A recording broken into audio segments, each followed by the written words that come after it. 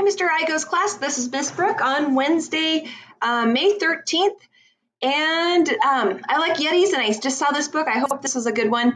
Everyone in George's family is a Yeti. Everyone except George. People say he needs to be more ferocious, but maybe he is something else. So title of this book is Not Yet a Yeti, written by Lou Treleaven, I think, illustrated by Tony Neal. To you, whoever you decide to be. Here we go. Hope this is a good one. George's granddad was a Yeti. His mom and dad were Yetis. His sister was a Yeti. My granddad, my mom and dad, my sister. All of George's family were Yetis. All my family, all of them except George. Here's a picture of me. Not me, but him. When will I be a Yeti? George asked Granddad. When you can survive alone on a frozen mountain, waiting to lure stray hikers to their doom, Granddad growled. It's pretty scary. I don't want to lure stray hikers to their doom, said George. Granddad put his massive paw on George's shoulder. George nearly fell over. Then you are not yet a Yeti, Granddad said. When will I be a Yeti? George asked Dad. When you can chase people around the mountain until they scream with terror, Dad said. I don't want to chase people until they scream with terror, said George. Dad hugged him. George couldn't breathe. Then you are not yet a Yeti, Dad said. When will I be a Yeti? You're one already, George said to his big sister. When you can leave a footprint in the snow that makes people gasp with dread, big sister said.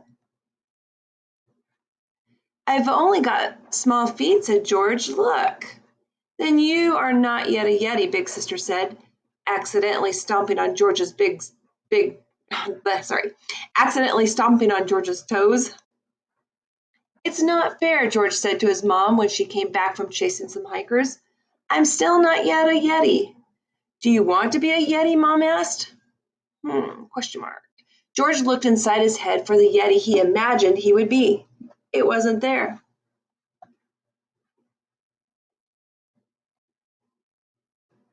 No, said George. Mom put on some soup. She hadn't caught any hikers that day, so it was vegetable again. Well, what do you want to be? George looked back inside his head. Finally, he saw it. I want to be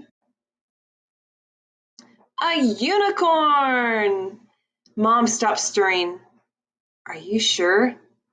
Yes, said George. I'm not a Yeti. I'm not even not yet a Yeti. I'm a unicorn. As George spoke, a sparkly horn appeared on his forehead.